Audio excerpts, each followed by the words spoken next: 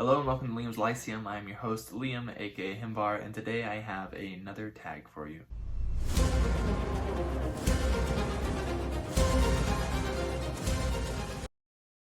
Okay, so today I'm doing the 20 questions book tag. I got tagged by Andrew from Andrew Wizardly Reads just a couple weeks ago. Again, I'm playing catch up, and so I decided to do that today. I get my recording time in like random spurts, and so I'm often not as prepared as I would like to, so hopefully this goes okay.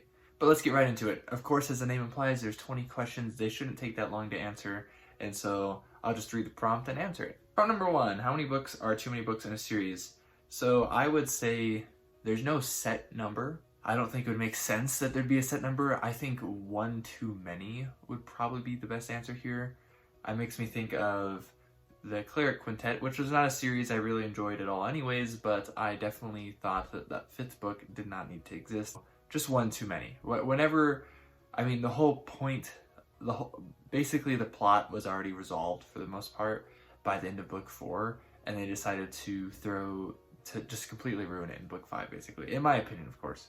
So just one too many, whatever that happens to be. Prompt 2, how do you feel about cliffhangers? So, I mean, I think that depends on how well it's done.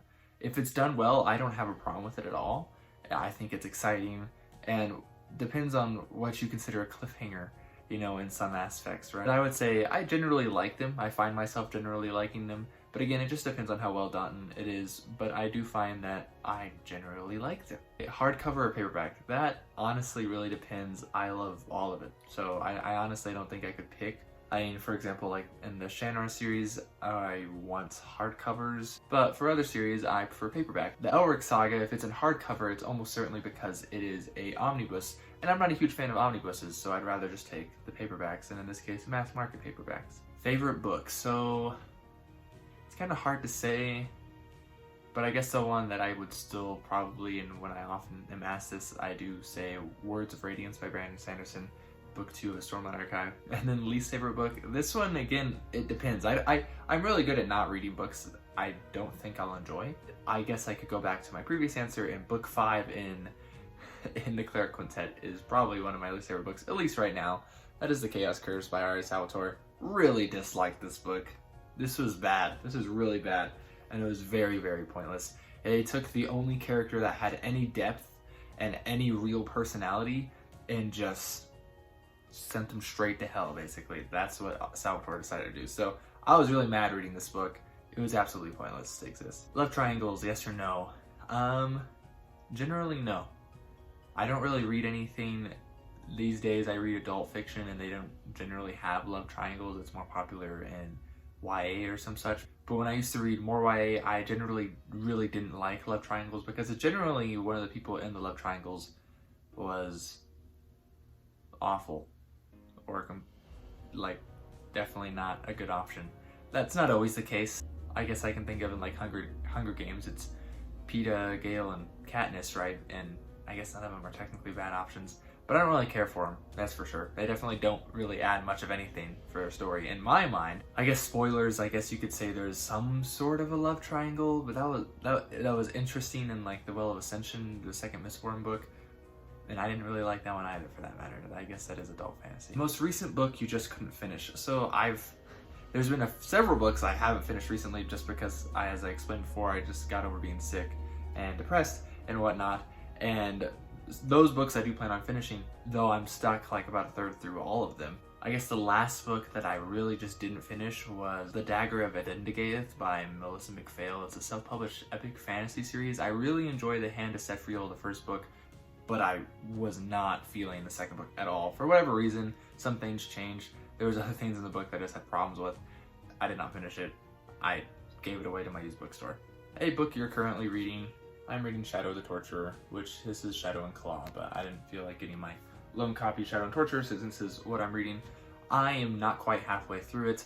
I'm really, really enjoying it. I think it may be a new favorite. The last book you recommend to someone. So I always have a recommendation to give. I mean, it helps to know more people or what they're looking for, but I guess specifically the last book I recommended was to Haas this morning on one of my videos that went live. I had mentioned Halo, The Fall of Reach, and he read that actually recently. He said he had tried the Halo games and didn't enjoy them. He said maybe a novelization of the game might work better, and so Halo the Flood is the closest to that.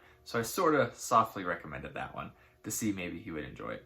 Oldest book you've read, The Epic of Gilgamesh. I don't think it gets any older than that, so yeah. The newest book you've read, I believe it's Rhythm of War, though I also read Dawn Shard and Voice of War, though I believe Rhythm of War is still the newest of those, which is about a year old. I don't read very many newly published books, if you hadn't noticed. Favorite author? Along those lines, it's probably Brandon Sanderson. I think that is subject to change. I'm still reading lots and experiencing new authors, so definitely subject to change. Buying books or borrowing books? Buying, for sure. The book you dislike that everyone else seems to love? There could be a few here, and though I realize it does have mixed reviews, not everyone loves it, but I definitely did not like The Lies of Locke Lamora. I did try reading this one several years ago, though. I feel like now, actually, with my reading taste, how they've evolved, I might actually enjoy the book, but I don't know if I'll bother to actually go back and finish it, because, I mean, I still have my problems with it. 15, bookmarks or dog ears? Absolutely no dog ears. The bookmarks all the way. Now, my bookmarks aren't fancy, they're generally just index cards, but bookmarks. 16, a book you can always reread. I don't really reread books. When I was in middle school, this could have been the Percy Jackson books, but now I don't. There's hundreds and hundreds, probably thousands of books that I want to get to, and if I'm spending my time rereading books, I'm not really going to get to them. Can you read while hearing music? Yes, that's the short answer. Excuse me on the whistle. I actually used to read purposefully while listening to music, and actually leaves strong memories attached to those songs. It's really interesting. Like, for example, if I ever hear My Blue Heaven by Taking Back Sunday, absolutely makes me think of Hero of Ages by Brandon Sanderson. If I hear Those Who Slay Together Stay Together by Chiodos, absolutely makes me think of the Brimstone Angels saga. But recently I don't have much chance. I read sporadically and a lot of times late at night. 18, one POV or multiple POVs. POV stands for points of view, of course, and I don't have a preference. I would say epic fantasy tends to lean more into multiple, but it really doesn't matter to me. I mean, the book I'm reading right now is just one, and it's also in first person, which is also something that's not super popular in epic fantasy, but honestly, it doesn't matter to me. I like all of it. 19, do you read a book in one sitting or over multiple days? Almost always over multiple days. I'd have to read pretty short books to read them in one sitting. I often don't have the chance to do that anymore. I think the only chance I would really ever get would be if I was on vacation. I'm just way too busy, and honestly, even if I was on vacation these days, I'd probably just be paying attention to my family. So, and then 20, who do you tag? I'm always so bad at this, because I do sort of vaguely look to see who's done the tag, but just because they don't have it up on their channel doesn't mean they haven't already been tagged. I guess it's not a problem with tagging someone twice, but I really don't know, because half the people I mean, unless I haven't ever told anyone outside of making these videos who I've tagged in them, so, which I probably should, huh? Yeah. Because, I mean, I want the tag kind of to scream a person, you know, like I mean, doing this tag right now, it doesn't make me think all that much of anyone, which, I mean, it's not a bad thing, I don't think, but I don't know. If anyone wants to do the tag, go ahead. If you want to feel tagged, you can tell me in the comments, and then I'll say I tagged you. But you find yourself tagged. Anyways, that was fun. Hopefully short enough tag for you. I still have a couple more to go to catch up on. And, you know, one day I might actually think about making a tag myself. Anyways, this has been Liam with Liam's Lyceum. I will catch you next time.